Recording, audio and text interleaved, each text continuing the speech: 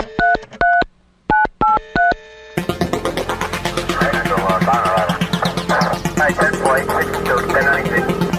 don't know flag.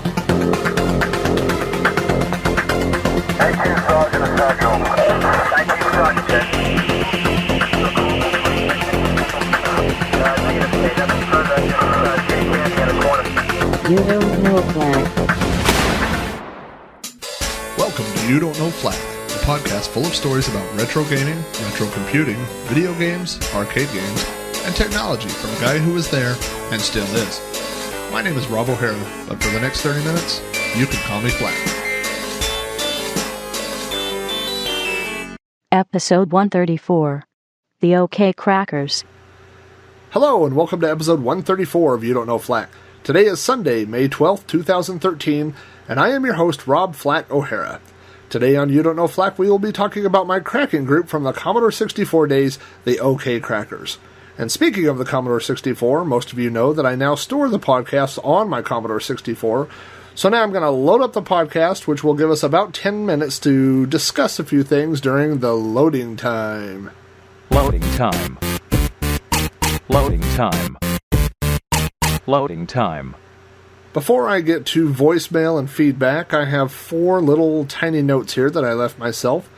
The first is that it's Mother's Day. Now, I had to wait until tonight. It's about 10:30 p.m. to record today's podcast because I had many Mother's Day type activities planned with my wife's mother, and then with my mother, and then finally with my wife. So we had a good Mother's Day, and everything went great. We ate lots of food, we had lots of good times, we gave lots of flowers, and now that's all done. I know how popular I am in the demographic of women who have had sex and had children, so I definitely wanted to give a shout out for Mother's Day. Number 2, I am back home. Thank goodness. I work in a position in IT that normally does not involve travel, but the project that I have been on over the past 6 months has required extensive travel, and I am glad to announce that as of last week, that project is done, and as of 2 weeks ago, I'm done traveling. So, the last trip I took was my long road trip where I went to Charlotte, North Carolina, then to Greensboro, North Carolina. And after a few days there, I drove the 300 miles up to Washington, D.C., and finally I drove I believe it's about 1,300 miles home from Washington, D.C. back to Oklahoma. So I am done traveling for the time being, so yay me. No more travel, which means that actually brings us to number 3, which is, as many of you pointed out, I missed my first week of no podcasting. I had just driven 1,300 miles. I was beat. And then last week was actually the last week of my project. So I worked late a couple days. And then on top of that, my wife had knee surgery on Wednesday. So I was off work Wednesday and Thursday. Oh boy, it has been it's been a rough 3 weeks.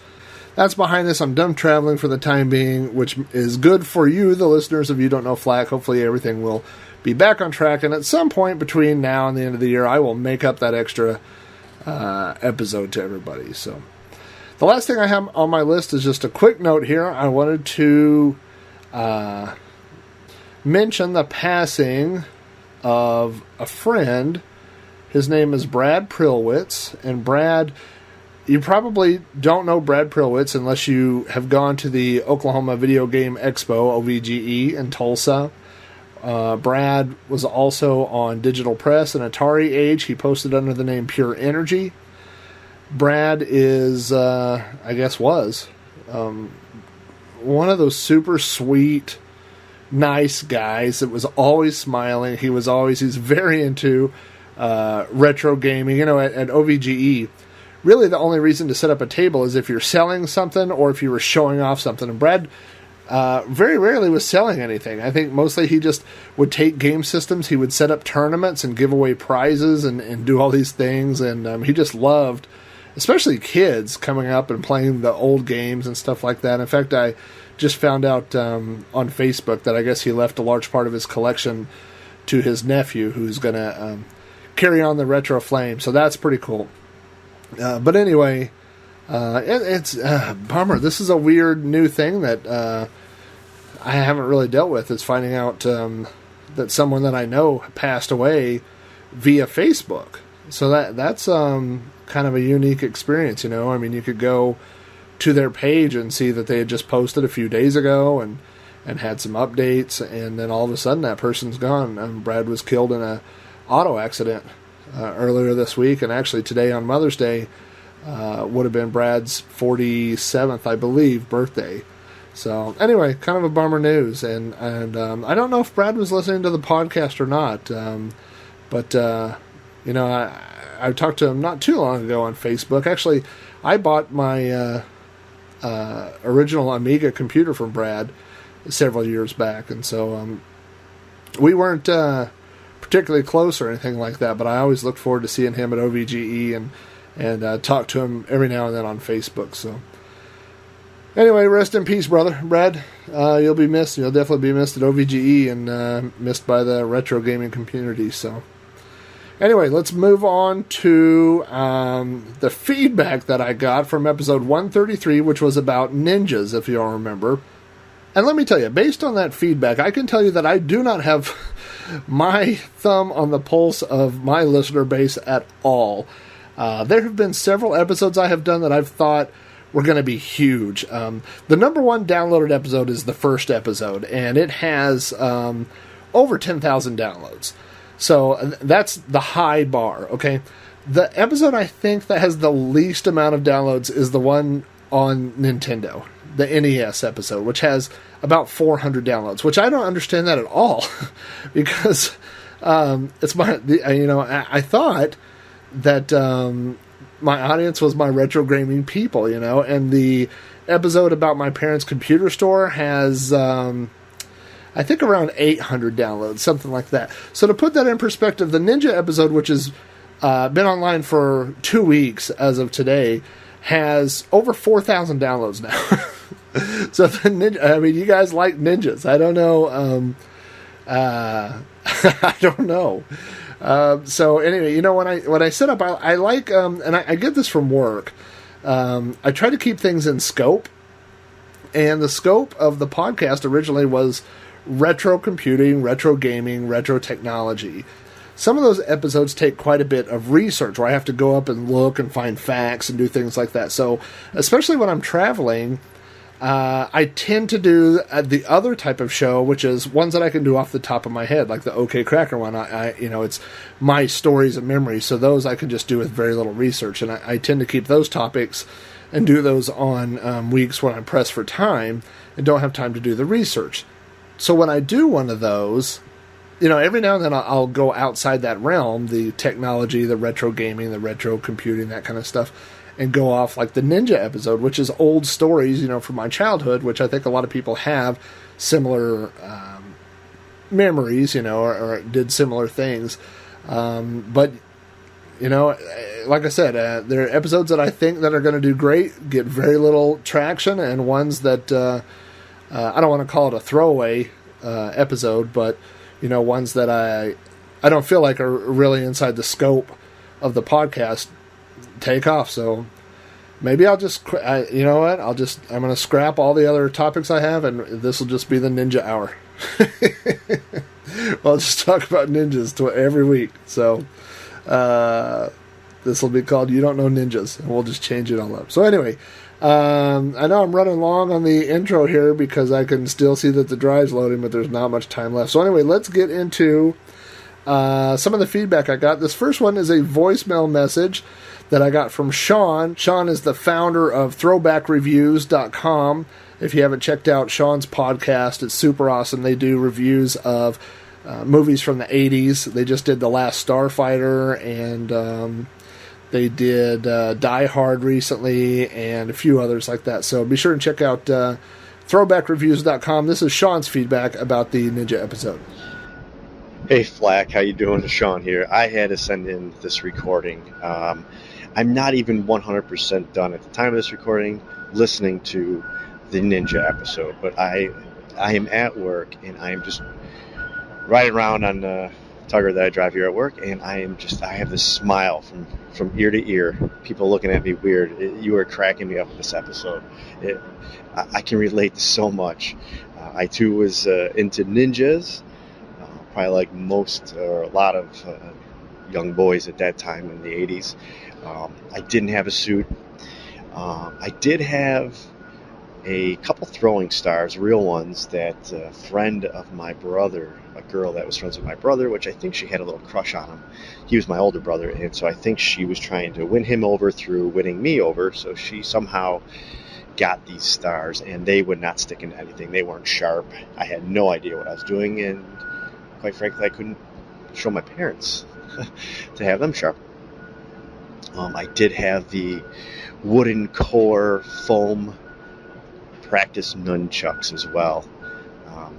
Yeah, I felt like I was getting pretty good at them, but when I would feel like I was getting pretty good, that's when I would take one right between the legs. So they were still dangerous. Even with the foam padding, they were still dangerous. And as far as the shoes go, yep, I didn't have the shoes either, but what I did have is we had a store around here, I'm outside of Buffalo, where it would sell tons of martial arts items back then, including weapons.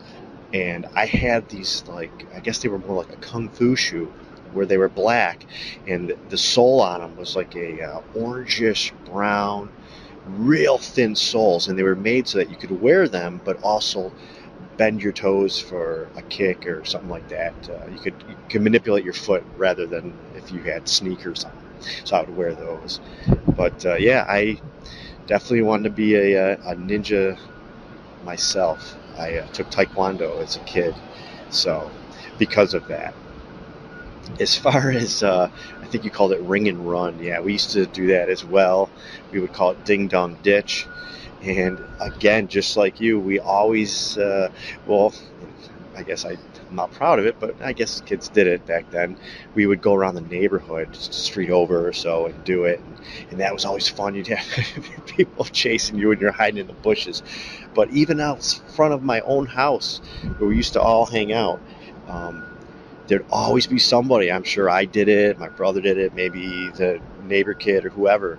We'd be hanging out, talking or whatever, playing two-hand touch football at night under the streetlights, and somebody would just unannounced go and knock on the neighbor's door and just start running. And of course, everyone always ran to my house. And 5 minutes later, either someone would come over to my house and my mother would call, Sean, or I'd hear the phone ring.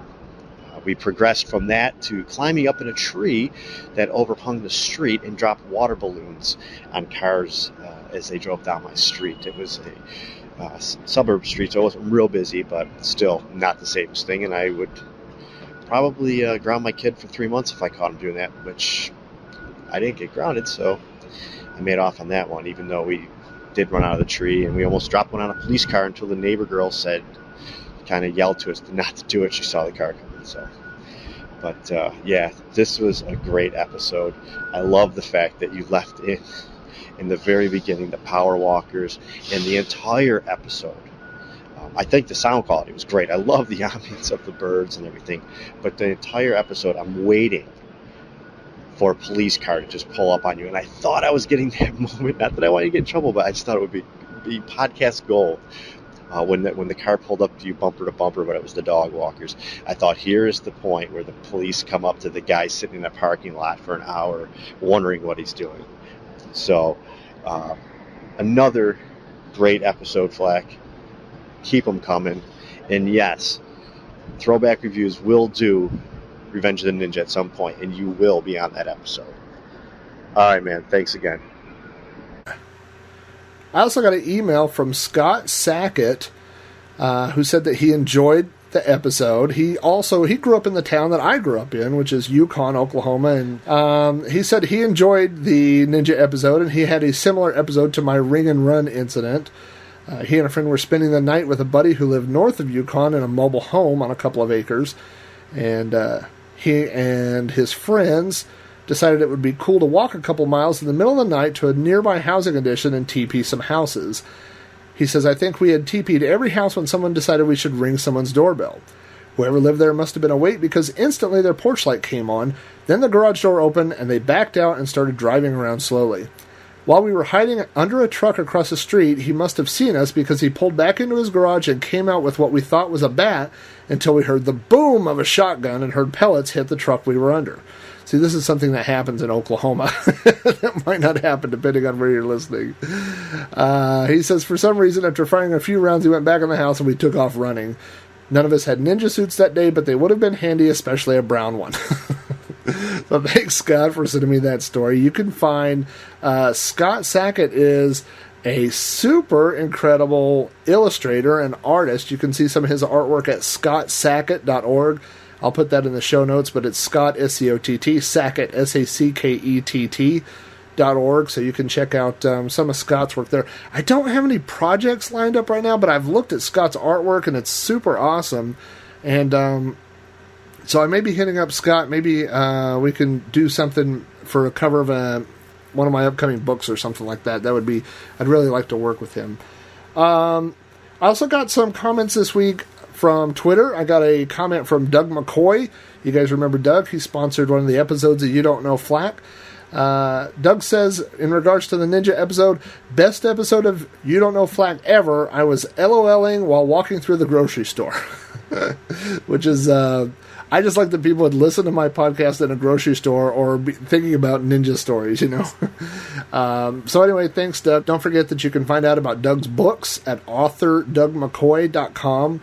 I also got a tweet from Guy Hutchison, who says, when I was a kid, I worried that if you went to Japan, you would be attacked by ninjas at every turn. I just thought it was deadly. Which, again, you know what's funny is I remember when I was in middle school, I think 7th or 8th grade, this girl from California moved to Oklahoma. And that was one of the first things she told me, is that her friends had told her to watch out going out at night, that you would be attacked by Indians. Well, now we say Native Americans, but unless it's a casino. It's Indian casinos, but Native American people. I think. I don't know. I'm not very PC. I should be more PC, but it's funny that he would think that about going to Japan, because I remember somebody telling me that same thing about coming to Oklahoma. If you want to send feedback on any episode, I would love to hear it. You can send me feedback at robohara@robohara.com. Send me a message on Facebook on the You Don't Know Flack page. You can send me a message on Twitter.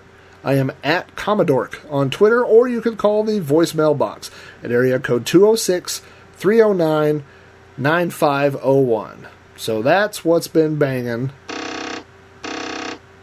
Hey, speaking of banging, that's the 1541 Drive banging, and that can only mean one thing, that the podcast has completely loaded, and we are now ready to start episode 134 of You Don't Know Flack, the OK Krackers.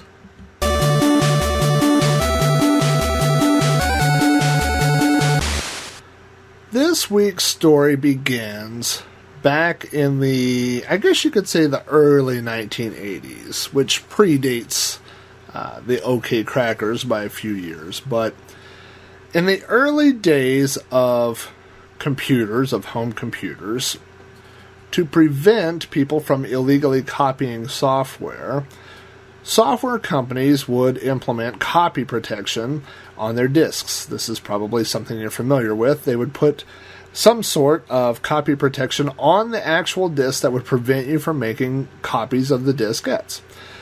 So, some people who thought that software should be free, some people who, I guess there were people who enjoyed just simply the challenge of removing copy protection, like it was a game, a puzzle, the challenge of undoing that work. People would remove the copy protection from programs, and that was called cracking. So most of you probably know this, but I'm just kind of laying the groundwork here. So cracking software was an art back in the day. I mean, you are basically disassembling someone else's code and changing a program to run in such a way that it wasn't originally designed to do.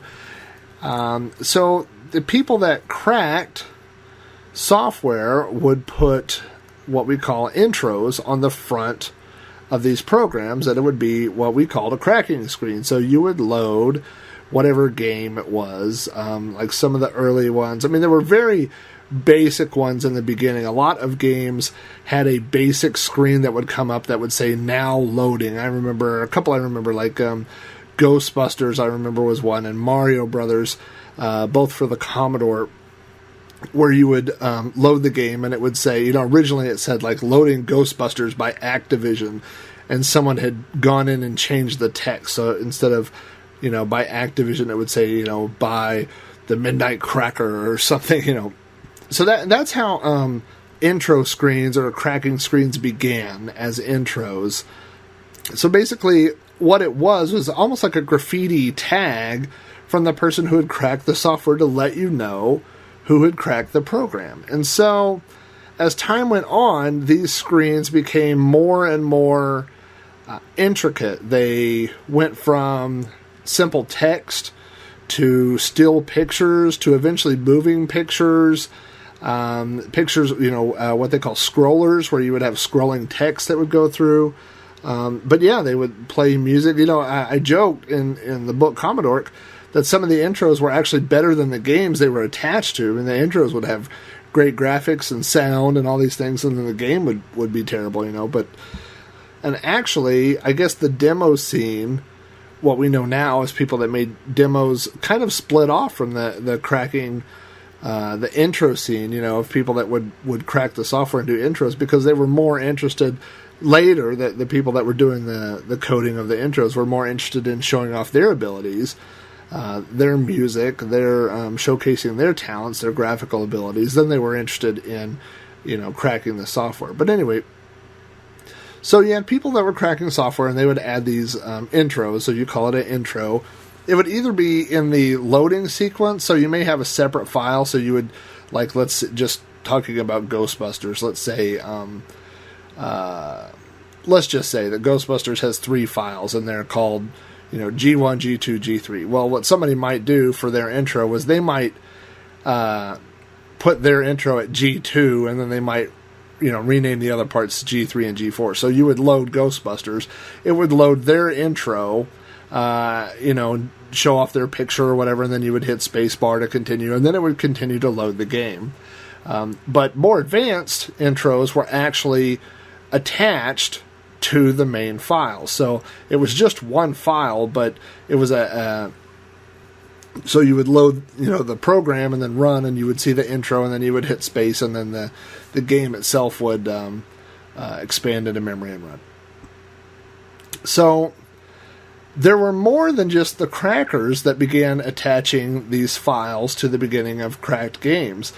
There were also what we called couriers, and couriers were the people that moved software from one place to another. So they would call one BBS and download games, and then they would, call another BBS and upload them. So some people would add their own screen, their own intro, on front of the intro that was already on there. So it really wasn't uncommon to get games that had 2 or 3, occasionally even 4 intros on the beginning of it, because a lot of sysops would add an intro, as an advertisement for their BBS. So you would download a game, run it, and it would say, hey, this game came from such and such BBS. Be sure and call this BBS. And then you would hit space, and then it would go. It took a lot of work. I don't even know if you could do it. I'm sure it could be done, but it would take a lot of work to remove someone else's intro. Like, it would take actual, coding and understanding of that. But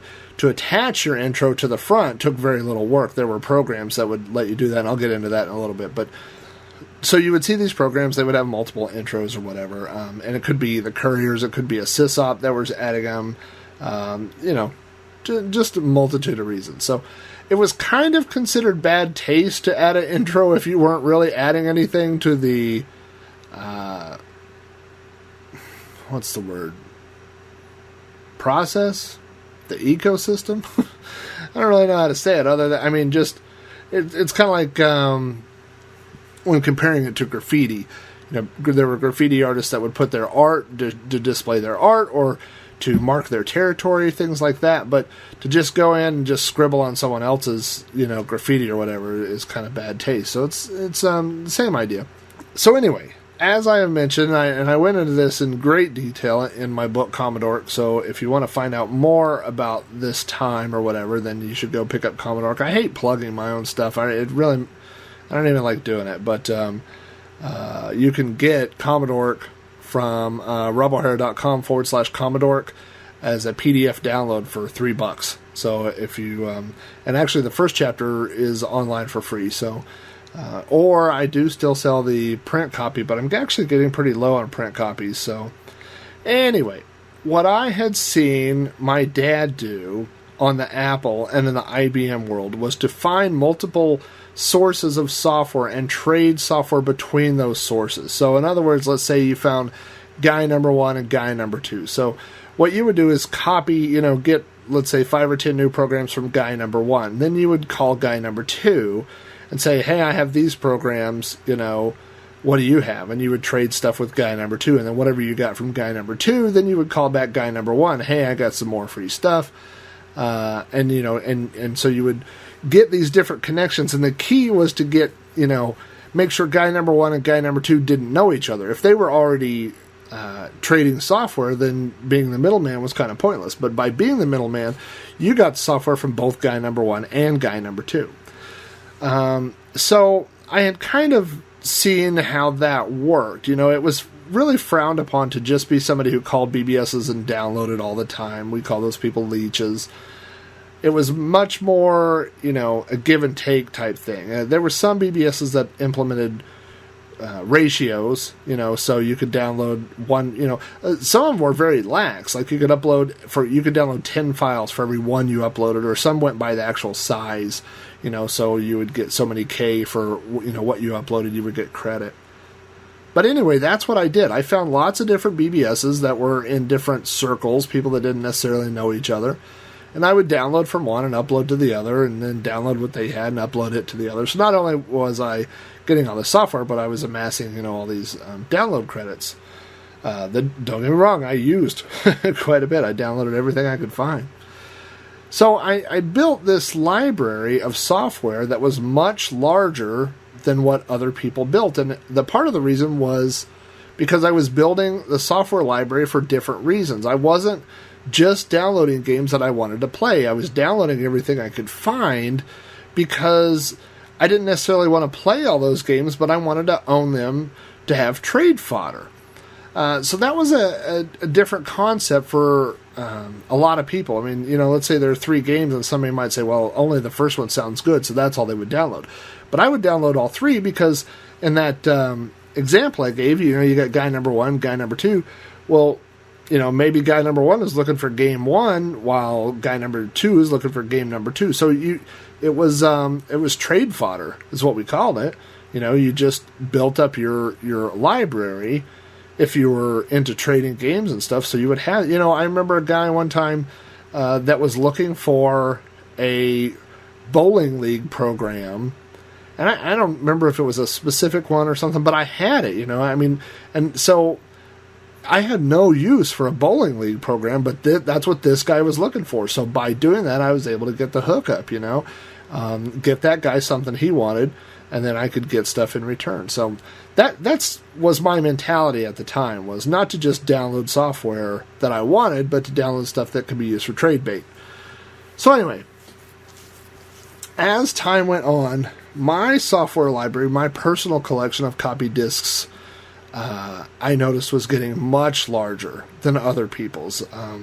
When my friends had 20 or 30 disks, I had an entire shoebox. I had like 80 or 90 disks. And then when I met people, that would have 100 disks, I had a couple hundred or whatever. And then eventually, I had 200, 300, 400 disks, which was a lot of work back then to keep all that stuff organized. I had lists.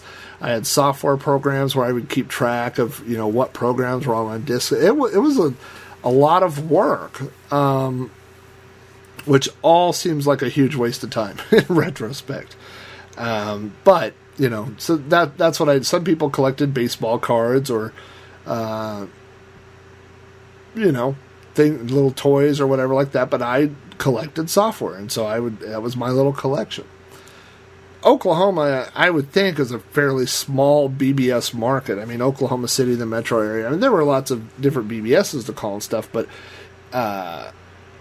it was a pretty small pond. Let's just put it that way. And so as I was trading with other people, I would tell people, I have the largest collection of Commodore games, which is one of those things that's impossible to prove. Somebody has to disprove it. You have to find somebody that has more than you to disprove when you make claims like that. And people started telling me about this guy named Klaatu. And they said, Klaatu has got more software than anybody. And so eventually I was like, well, I gotta find this Klaatu guy. I gotta hook up with Klaatu, because if he's got more software than me, I'd like to see that. So I eventually found Klaatu on a BBS, and we made a time, we made an arrangement where I would bring my stuff over to his house, and we would copy software. So at this time, I was probably, 13, 14 years old, something like that, maybe 14. And it turns out Klaatu was like in his 40s. And he was a postman. He delivered mail. And, he had a wife and he had 2 kids. And so it was like, a grown man. And he was in a local Commodore users group where he was a software librarian. And then he had kind of just taken, I guess, whatever, I don't know if you would say like whatever about that job that he enjoyed it, but he was also a software librarian as far as, cracked games and illegal programs, whatever. So, so he did have a very large collection. He had way more programs than I did. And one thing I remember about Klaatu is that he only used the front side of floppy disks, which was how you were supposed to use them. You were only supposed to use them on the front side, and they actually had a little disk filter inside there that would collect the disk as the disk spun around. But if you bought a disk notcher, you could notch the disk and write to the back side of the disk. And he told me one time that if you did that it was actually running that filter in reverse and depositing dirt in your disk drive. Now, I don't know if that's really true, but he told me that he only used the front side of these discs, which I always thought was kind of neat. But anyway, so I went over there, and Klaatu, like I said, he had, if I had 200 or 300 discs, he must have had 1,000. I mean, just this giant. Now, of course, he only used one side, but still, he had a lot of discs or whatever. And so he and I began this friendship where, the two of us had that same drive, which sounds like a strange thing for when you're talking about downloading, cracked games or whatever, but we had that same drive to get everything, and we were doing the same thing, and so eventually, we just kind of came to this understanding that we would be benefiting one another if we started working together.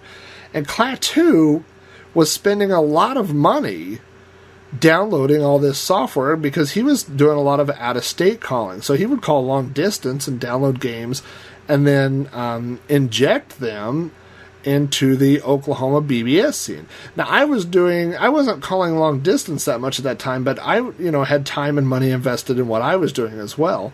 In fact, I think I mentioned this in Commodore, but right when I met Klaatu, he had a 2400 baud modem, which I believe 2400 baud is faster than the actual serial link works from the Commodore to the disk drive. I've read that. I think that only is about 1800 baud in speed. So, 2400 baud, and I paid $350 for this modem from him for 2400 baud. But that allowed he and I to transfer things back and forth relatively quickly over the phone lines back at a time when most Commodore users still had 1200 baud and a lot still had 300 baud. So, Klaatu told me that he was getting frustrated that he was spending all this money and time getting new software and not getting any credit for it. And I said, I agreed with him. I said, yeah, we're doing a lot of work, and it's like we're getting all this software and uploading it to BBSes, and then people are just downloading it, and they don't know who's doing all this work. So I believe that he came up with the idea that we should have our own cracking group. And and he came up with the name of the OK Krackers. And our initials were OKK. So every cracking group at the time, most of them had 3 letter abbreviations, like Fairlight would be FTI, or, this group or that group, the ABC would be the somebody crackers or whatever.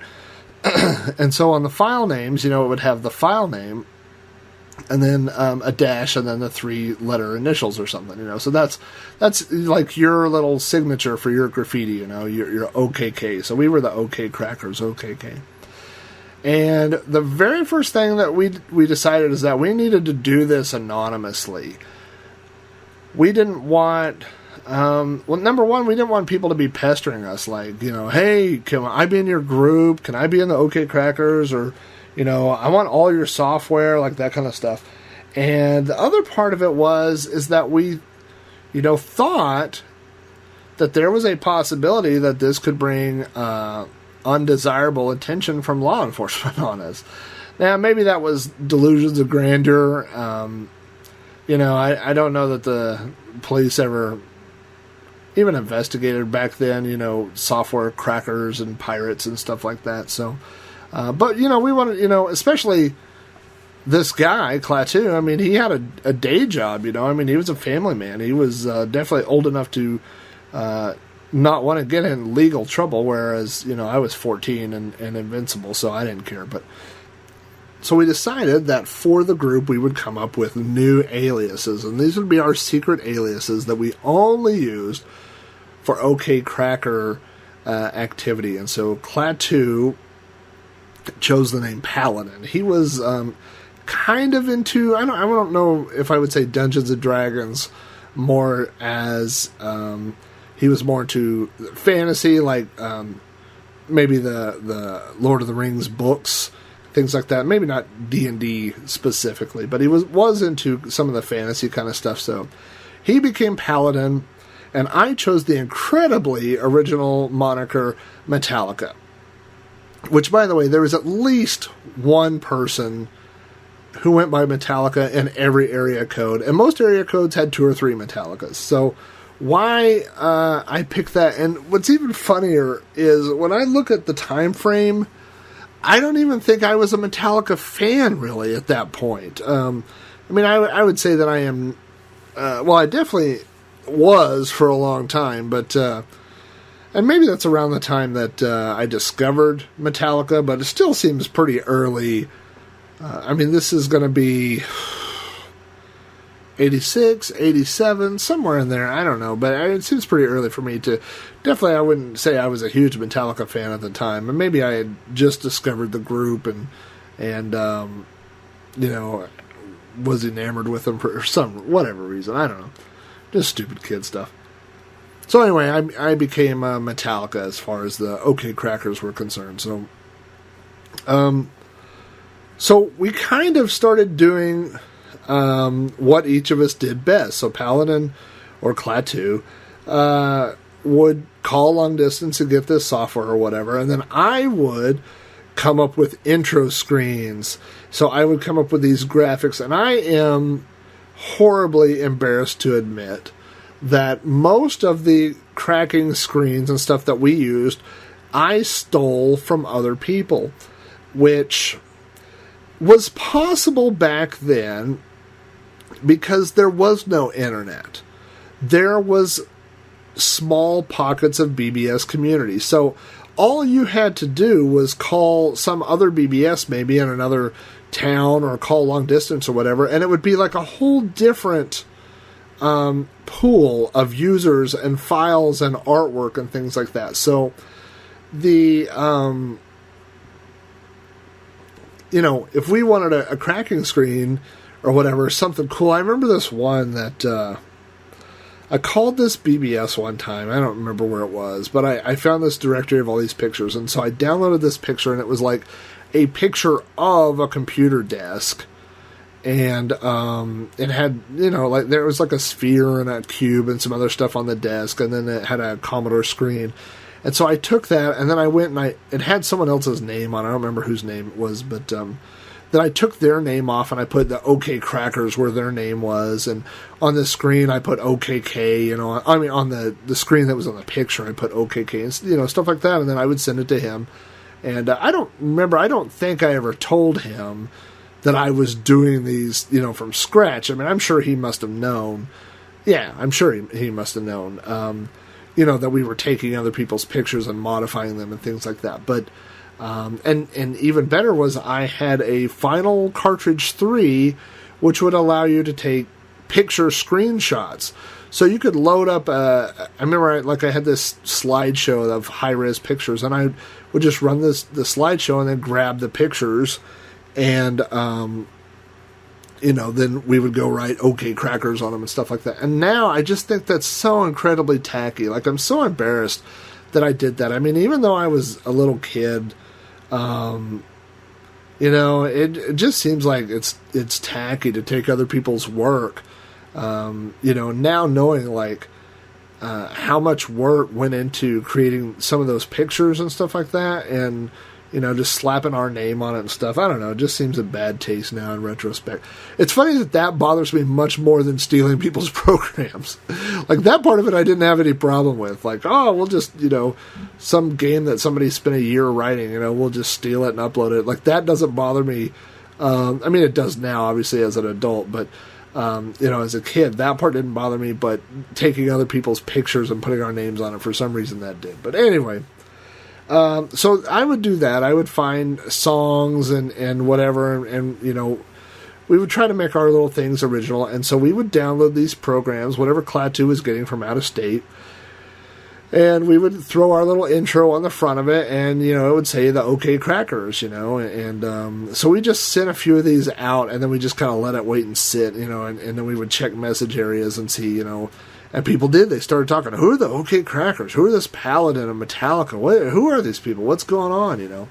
So we kind of got that started a little bit, and then we met another guy who went by Bran Mac Morn, which up until, I guess, when I was working on Commodore, I always thought that was something he had made up, and then, you know, once we found Google, and I was working on Commodore, I went to look for Bran Mac Morn and found out that it was a character in some science fiction novels, so I had no idea at the time. I just thought he had made it up. I guess I never asked him, but so Bran Mac Morn was, I think he must have been in the Air Force, because he lived on at Tinker Air Force Base. He lived on the base, and Bran Mac Morn had cracked Defender of the Crown by hand. I mean, he didn't use some other program or whatever. Like, he had gone into the, you know, the actual assembly or whatever and figured out how to crack it. And so he had been talking to Klaatu, and then I started talking to him, and I'm like, yeah, we got to get this dude. I mean, we have to expand OK Krackers, and we have to, you know, bring this guy into the group. So I think he still kept his same name. I think he still went by Bran Mac Morn for some reason, but maybe he had some other alias. I don't know. Details lost to the annals of time, unfortunately. But anyway, so we got Bran Mac Morn, and the hot new game that had just come out was Battle Chess. And so we gave, I think I remember Klaatu bought Battle Chess, and he gave a copy, or took a copy, to Bran Mac Morn, so he would drive over there and give him a copy. And what Bran Mac Morn did was he went through the code, and the copy protection in Battle Chess was such that you had to look up these chess moves, like from famous chess games, in the manual. So it would say, you know, in game of this person versus this person, what was the winning move? And it might say, you know, go, you know, from D5 to D8. And so you would have to type in D5, D8. So it was 4 characters.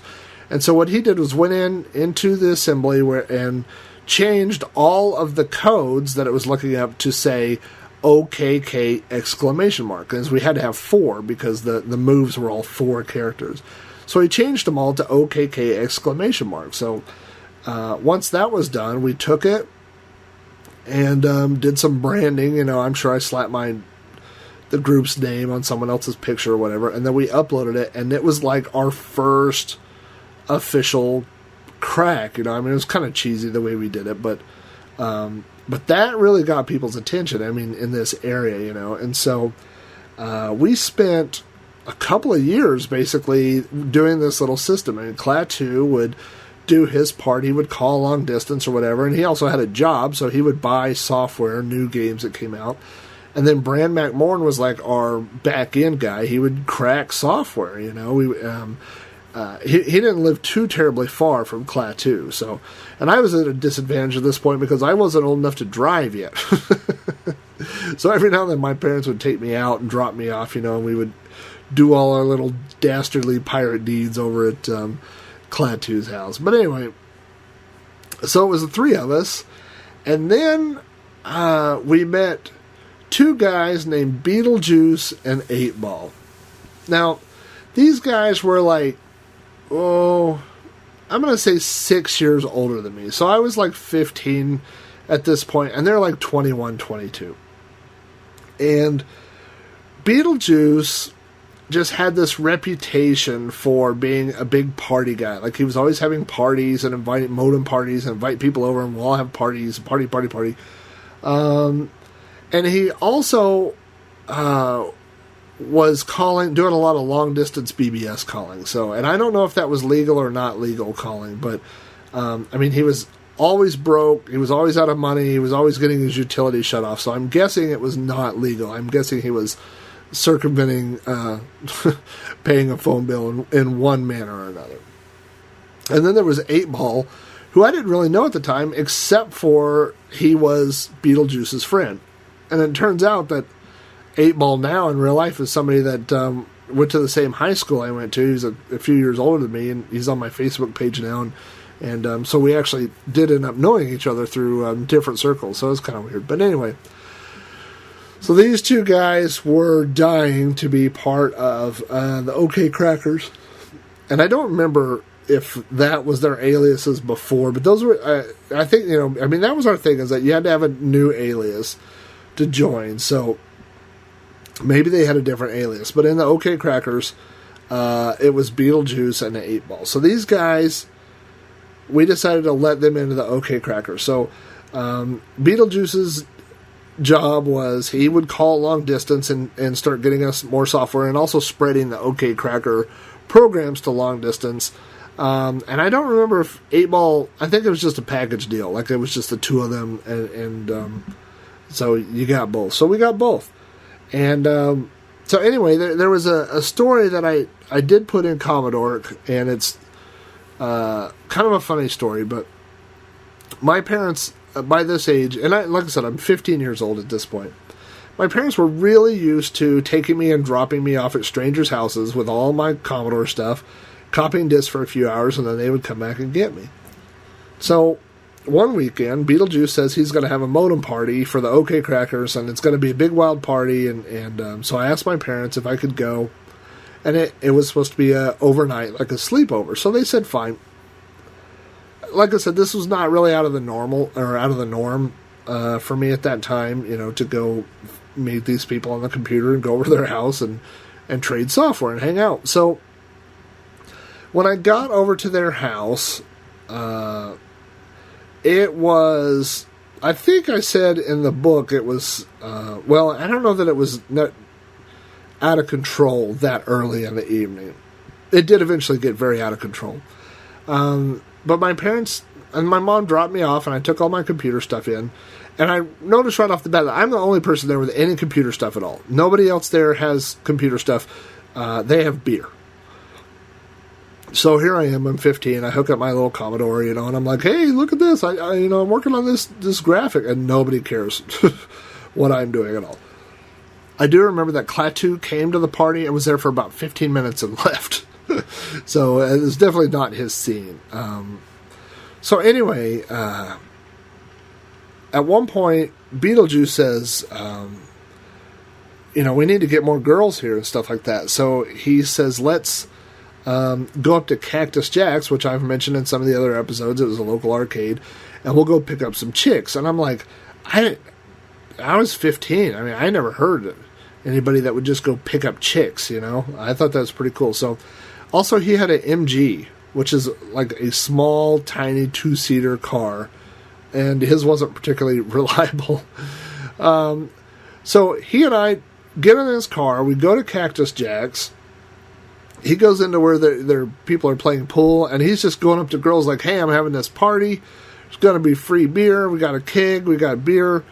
Come to the party. And so there's like carloads now of girls that are coming over to this party. Plus, you know, there's already a ton of people there.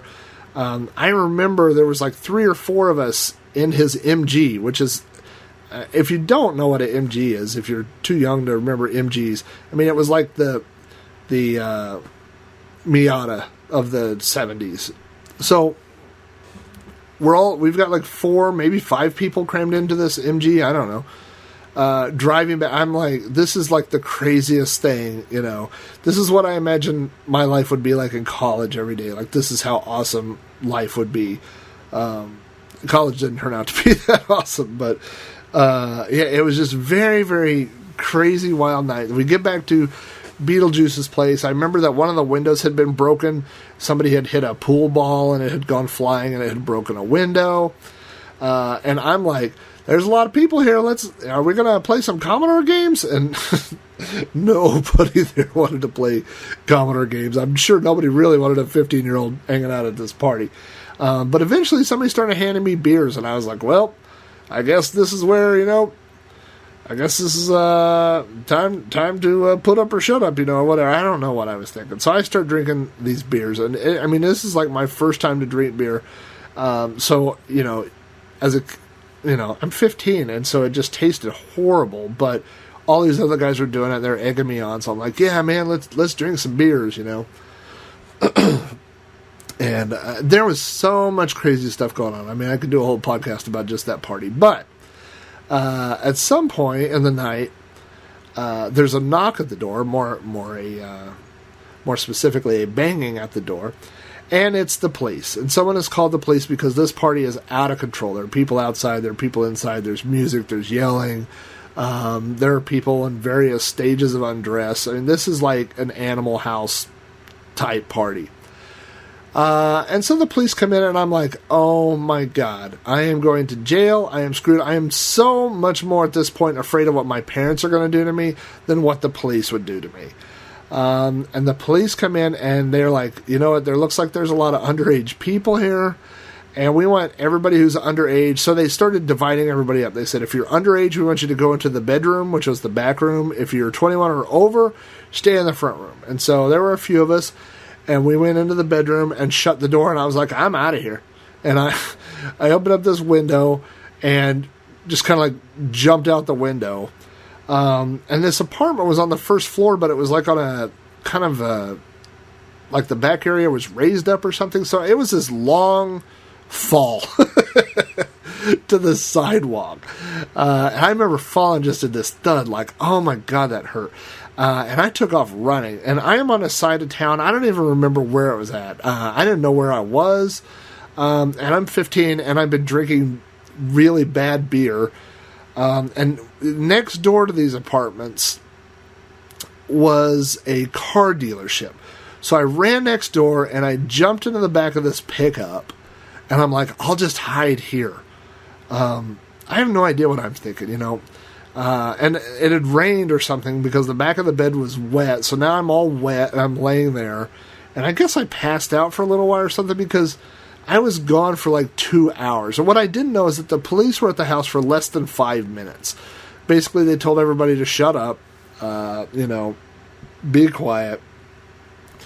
And so anyway, you know, like 2 hours later, I come back and they're all freaking out. Nobody knows where I went, I was like, oh, the obvious answer. I've been sleeping in the back of a pickup in a car dealership that's nearby. Where else would I be? And so I go back, and I remember there's a type of chair. I used to call them a floppy chair. I don't know what the true term is, but it's like a chair that kind of, it's very square, and it folds up into kind of a chair, but then it unfolds into a straight, very narrow mattress. So we had one when I was a kid. We called it the floppy chair. So anyway, he had a floppy chair like that, but it was black vinyl.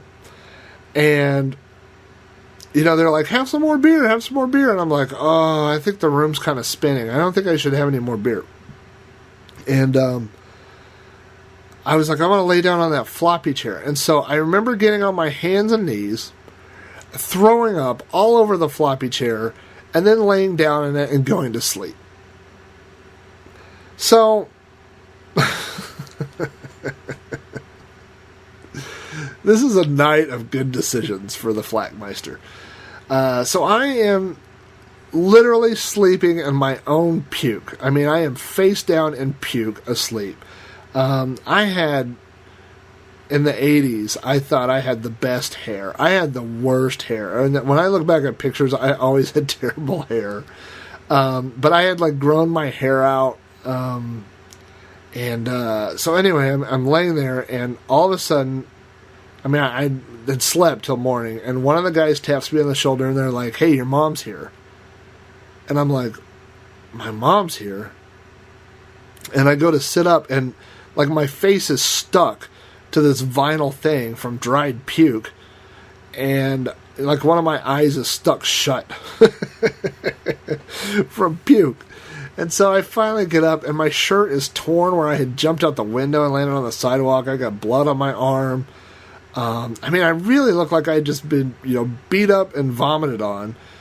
And so I went out, and actually Beetlejuice and 8-Ball had been out in the parking lot trying to push start his car.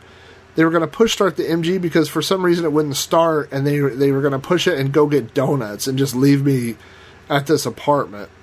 So while they were out there is when my mom had pulled up, and they had come in, so they helped me carry my stuff out, and I can only imagine what I looked like that next morning.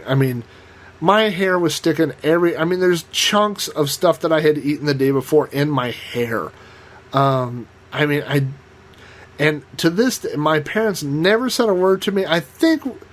Honestly, I think they just thought whatever lesson that that needed to be learned that night, I had probably learned, and they were right. I did learn it. I didn't drink beer for a long time after that.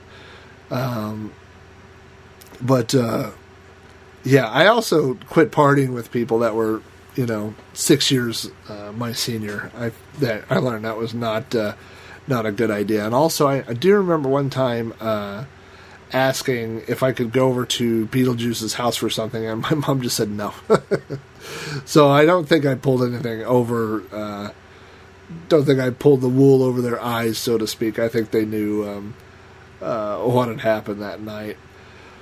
It was a rough night for old Jack Flack, I'll tell you that.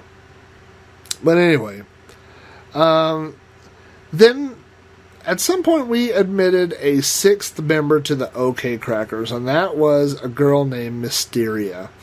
And Mysteria was not a friend of mine. I think she was a friend of Klaatu's. And Mysteria was one of these people, I think in Commodore I called her a double agent, and I don't mean that necessarily as bad as it sounds, but she had one foot in this other circle of modem type people and people that didn't really care necessarily for the OK Krackers and what we were doing. And so she would tell us everything what they were doing, but I suspect, in retrospect now, that she was telling them everything we were doing. And this gets into all the politics, the part of BBSes that a lot of people don't know about if you weren't there, that there was an awful lot of gossiping and a he said, she said type stuff, and this person's doing this, or these people are dating these people, or whatever. There was a lot of that because BBSes were all local type people, it was all a local scene. So Mysteria was that person. Now you would just say it was like a drama type person, like I said, I wasn't really friends with her. I think she was closer to Klaatu's age than mine. So a friend of hers was a fellow who went by the name Doc Dredd. And Doc Dredd had not single-handedly, but he had singled out, I guess, Doc Dredd had some sort of vendetta against the OK Krackers. And like I said, it's been so long, But I know one of the things that had happened during this time is Klaatu lived down the street from a couple of guys who ran a BBS, and they had one of the few BBSs around here that had a Commodore hard drive, which was, I won't say unheard of, but, they were close to $1,000 for a 20 meg hard drive back then, so not many people had Commodore hard drives. But they had one. They had one for their BBS, and then it was brothers, and the older brother went into the military. I think he went into the Navy. But when he did, they moved the BBS down to Klaatu's house. So Klaatu had the BBS. We rebranded it. We renamed it the Wear Shop BBS. And it was the new official headquarters of the OK Krackers. So we had our own BBS. We had a gigantic hard drive at the time for storing all our stuff, and now we had people calling us instead of us having to call all these other people and trade software back and forth. We were running not CNET, what was the other one? Image BBS. And it was a big thing at the time for BBS authors would look for people that were running pirated copies of BBSs. And Doc Dredd, I guess, had found out that we were running a pirated copy of Image BBS. And so there was, like I said, I have to say a lot of this is my memories of how these things played out. There may have been different details or something. Honestly, I just don't remember. Some of it's, it's just the way that you've told the story, the way I remember it. And taking things with a grain of salt, I was 15, so my perspective may not have been exactly, how things went down. But what I remember is that Doc Dredd said that he was going to try to get us in trouble for running a pirated copy of Image BBS. And so there was a way that if you called the BBS or something, and you could type in some kind of code at a menu, and it would return a serial number, and then you could send that serial number in, and they would tell you who it was registered to.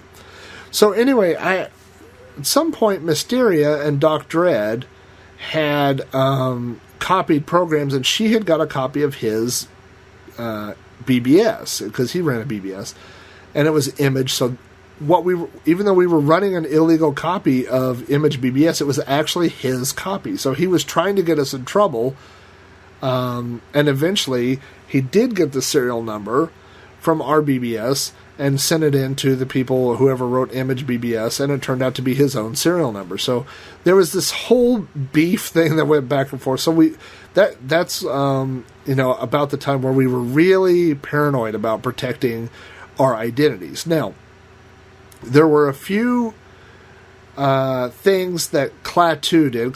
Again, I want to reiterate this. Klaatu was in his 40s. I was 15. So the way he handled things when there was a problem, like with Doc Dredd, is he would come up with these, elaborate little schemes, things that we could get even with him. This is what I did. I found a demo or a high-res picture of very graphic pornography involving two men, and I called it Dick Dredd, and I uploaded it to every BBS I could find. So, that really helped the situation. And I think at one point we had taken a picture. Remember the Noid? Avoid the Noid, I think, from Domino's Pizza. We had changed the words to Avoid the Dread and made demos and uploaded that to people. So, yeah, I wasn't really helping the situation, but I was handling things like, a child handles things, So anyway, I remember those times as being a lot of fun. I have heard, and this is a story that's completely third hand. I can't verify this at all, but I have heard that that Doc Dredd had got so mad at some of these demos and things that he had copied them onto a disc and taken them to the local police department to try to get them to look at it, and he just got laughed out of the place, But I can't verify that story, but somebody did tell me who supposedly knew someone who knew that had happened. But while all this fighting was going on and all this drama and everything, we were still, the OK Krackers were still doing what we did, which was getting software and injecting it into the Oklahoma BBS scene. I could not afford on a regular basis to call long-distance BBSes, but one time in, this would have been, probably the summer between 7th and 8th grade. This is still, the summer when I was 15. Before that summer, I had spent some time calling Chicago BBSes and setting up accounts and establishing myself as a long-distance user. Now, no matter where you called from, even though you would say, doesn't seem very prestigious for somebody from Oklahoma to call Chicago, anytime you got long-distance callers, that was always very desirable, even if it was from a place that doesn't sound very desirable. So I had established with these people the fact that I was calling long-distance. And so what I did was I set up all these accounts, and then I took my Commodore with me when we went on vacation to go see my family in Chicago, and then it was a local call from there. So then I would call the BBSs locally while I was in Chicago, and downloaded a ton of software and uploaded things, of course, too. But I had got 2 or 3 discs of programs that nobody in Oklahoma had seen. And then after the vacation, when we came home, I had more files that we could release as OKK releases. So that's what it was all about. I mean, it seems... Now, I will tell you this. Everything that we did now is considered to be pretty tactless. I mean, getting games that other people cracked and putting your intro on it is, considered to be not very tasteful thing to do. And that's what we were doing, I mean, we weren't... For the most part, there were the few titles that Bren McMorrin had cracked for us that Klaatu had bought or whatever, but for the most part, what we were doing is, a glorified courier group, and we were attaching our name to the front of all these other people's hard work. So, yeah, it's definitely not as prestigious as I thought it was when I was 15, especially the fact... not only that we weren't doing the work or whatever, but that we had built this little empire based off of, cracked software, off of programs that other people, were trying to sell and that we had stolen, basically. And I got email from a guy a few months ago, and basically he said it was an email just to let me know that he had stolen a copy of Commodore, that he had found Commodore on a file sharing site somewhere, and he had downloaded it, and he thought, it was okay or whatever, but he wasn't going to pay for it. And the PDF version, like I mentioned earlier, of Commodore is $3. So it really. I won't say it made me mad or whatever. I wasn't mad. I wasn't frustrated, but it did make me think about when I first got my iPhone. The first thing I did was jailbreak it. My iPads are all jailbroken. My iPad's jailbroken basically for iMaim. That's about the only reason why. But someone, when I first got my first iPhone, I got a 3GS. That was my first iPhone. Actually, the iPod Touch I had before that. And the first thing I did was jailbreak it, and then I went and downloaded, every app known to man. I mean, I had page after page after page of all these apps. And after a while, you look at yourself and you're like, I'm spending an awful lot of time stealing 99-cent apps. Things that you could buy for $1, and I had got some iTunes gift cards for Christmas or birthdays or something, and I didn't even use them. I just had them sitting there and didn't use them because I would just go in and get this stuff. And it kind of makes you think, what is the lowest point of entry for somebody? Jesus, you won't spend 99 cents on a program? So, I really can't blame somebody for... if they found a pirated copy of Commodore, of downloading it, and I understand the irony of being upset about somebody doing that because it's an entire book where I talk about downloading other people's stuff and sharing it, you know. So, right, karma's a bitch. We all know that. And not just that, but when I wrote Commodore, you know, I really had to go through and write down a lot of these stories. Some of the feedback that I got from Commodore said, who does this guy think he is? Like he's, you know, thinks he was the greatest pirate of all time, and that he, I don't know, there's a pretty unflattering review, I think it's on Amazon, where the guy says something to the effect that, you know, he that I painted this glamorous picture of being a pirate, and I really didn't, and that wasn't the whole point of Commodore. The whole point of Commodore was that's what the BBS times were like. And not only is that what it was like, and I can only say that that's what it was like for me, but not only is that what it was like, but that's what it was like, you know, because I was 12 and 13 and 14 and you know, a preteen.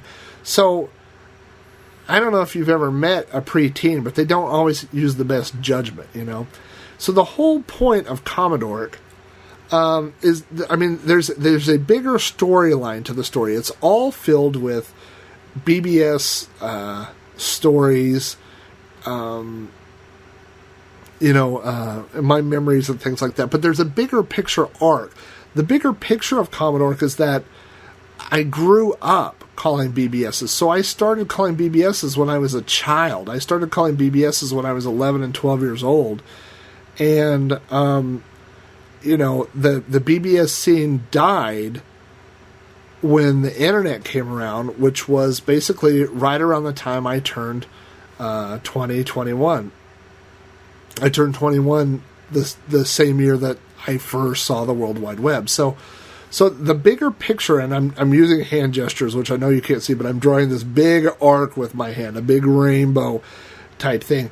But the story arc of Commodore is that my childhood, I mean, I grew up and I matured during those times on the BBSs. So yes, I mean, it is a book full of terrible stories and terrible things that I did, and because I didn't have good judgment then, because I was a child, you know, and I made childish decisions. So to bring that around full circle, the OK Krackers. I mean, am I proud of the OK Krackers? I mean, I'm proud of. Pride is not the right word, I guess. I mean, I enjoyed that time. I have tons of stories of you know, working on projects with Klaatu, or Klaatu was the first person I ever met that had a photo digitizer for the Commodore 64, and it would do like a medium res in 2 colors or whatever, and he had got these pictures from like line drawings from The Hobbit, and he had scanned those in, and we were using those for demos and intros and stuff like that. So we actually did a lot of cool things like that. So that's the stuff. Again, I don't know that pride's the right word, but it was fun, you know. So I did enjoy that part of it. But the part where you look back and you go, this was a whole thing that we did for years by, you know, taking people's programs or whatever. No, who could be proud of that? No, there was no pride. There was no skill. There was no talent. There was no nothing to be proud of for doing that. It was not very nice, really, if you think about it. You know, this is funny. I don't know if this story's related or not, but when I first started downloading MP3s en masse, and this would have been right around the time I got my cable modem, so 98, 99, somewhere around there, I found out that people aren't very organized, and that none of my files were named standard and all these things. And so I got this program, it might have been a little bit later, but it was called Oscar's Renamer or something like that. And it is a wonderful program for renaming lots and lots of files. Basically, to make a long story short, is it pulls up a directory of files on the left, and on the right it puts all the file names almost in a notepad, like a free text box. And you could do search, replace, you could build macros, you could do all these things, and when you're done, you could just write, the file, and it'll overwrite the file name. It's a great program. And it comes up with a nag screen, but once you click OK, then it goes past that, and you have the full version. I have been using this program for like 5 years. Like, and not every day, but every time I need to go in and I'm like, oh man, I need something to... Oscar's Renamer, yes. And so I'll go find the program and I launch it. And you get that little nag screen that says, hey, if you enjoy this, please pay for it. And I've never paid for it, And so recently I was working on... I was looking through these old Commodore discs of all these things, and I do think that as far as software and stuff comes, that I have some pretty bad karma that I've been trying to fix over the years when it comes to that. And I had these pictures that I wanted to go rename in this folder, so I launched Oscar's Renamer, and it came up with the nag, and I was like, you know what, Oscar? Today's your lucky day. I'm going to go pay for this program. And I went and I paid for it. It was $15, PayPal them. They sent me back a serial number instantly, and that was that. So that I think working on Commodore really changed the way I think about software and stuff. I mean, back then, like I said, it was trading cards. It was currency. You have this, I give you this. It was stuff used for bartering. Like I said, it was trade bait. But now, as someone who has created things, as someone who has written books, as someone who has, done all these things, who has sold things, now, I see the impact. So proud is not really a word that I use for that. And if people didn't get the bigger picture of Commodore, maybe, that was the first book I ever wrote. Maybe I didn't make it plain. Maybe I didn't spell it out clearly, but that was the intention behind Commodore. Was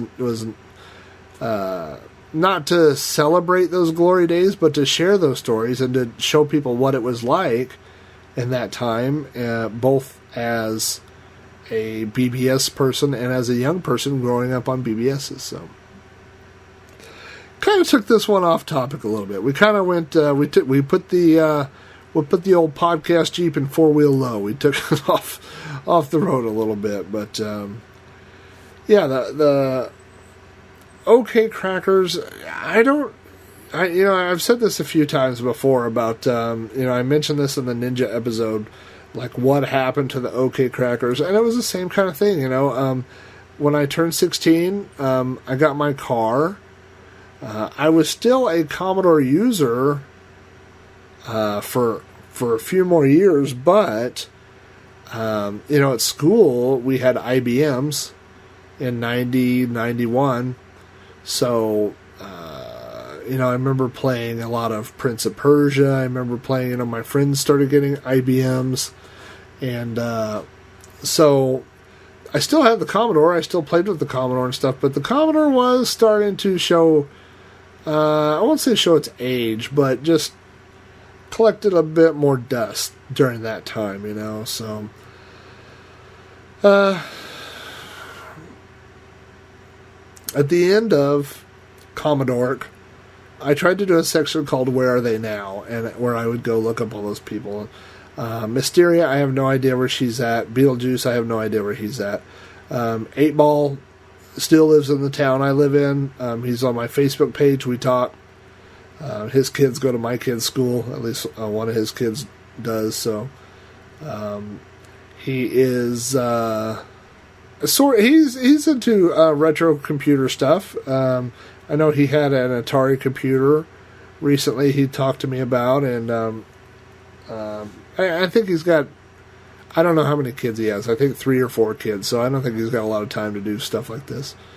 One of the biggest disappointments with Commodore was I tracked down Klaatu, and I found his email address, and then I got his phone number, and I called him, and I talked to him, and he had very few recollections about specific stories, not just the OK Krackers, but of the Commodore time that we spent together in general.